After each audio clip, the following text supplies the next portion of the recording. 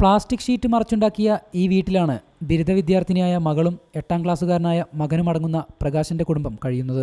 വൈദ്യുതിയില്ല, അടച്ചുറപ്പുള്ള ഒരു വാതിലില്ല. മഴ കനത്തതോടെ ഈ കുടുംബം ഇന്ന് കടുത്ത ആശങ്കയിലാണ്. ഭീതിയോടെയാണ് ഓരോ ദിവസവും ഇവർ തള്ളി നീക്കുന്നത്. എന്നുവെച്ചാൽ രാത്രിയിലൊന്നും ഉറങ്ങാൻ പറ്റുന്നില്ല. അങ്ങനത്തെ ഒരു അവസ്ഥയാണ്. പിന്നെ എന്താ വെച്ചാൽ ഇന്നാവും നാളെയാവും എന്ന് വിചാരിച്ചിങ്ങനെ കാത്തിരിക്കുകയാണ്.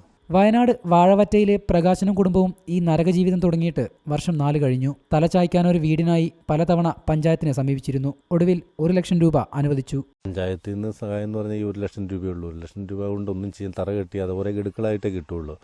അപ്പോൾ തറ കെട്ടി കഴിഞ്ഞ് ബെൽറ്റ് വാർക്കാൻ 1 ലക്ഷം രൂപയാവും. പിന്നെ ബാക്കി അങ്ങോട്ട് ചെയ്യാനില്ല പൈസ. ഇതൊക്കെ ഓരോ ഗഡുക്കൾ ചെയ്ത് കഴിഞ്ഞാലേ കിട്ടുകയുള്ളൂ.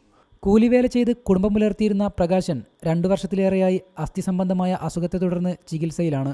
മക്കളുടെ വിദ്യാഭ്യാസവും നിത്യച്ചെലവുകളും ഭാര്യ സുജ വീട്ടുജോലിക്ക് പോകുന്നതിനെ ആശ്രയിച്ചാണ്. സർക്കാർ സഹായവും വൈകുന്നതോടെ ആശ്രയത്തിനായി ഇനി ആരെ സമീപിക്കണമെന്നറിയാതെ വിഷമിക്കുകയാണ് പ്രകാശനും കുടുംബവും. പുതിയ സർക്കാർ വന്ന് എല്ലാം ശരിയാക്കുന്ന കൂട്ടത്തിൽ വീടെന്ന സ്വപ്നവും ശരിയാവുമെന്ന പ്രതീക്ഷയിലാണ് ഈ കുടുംബം.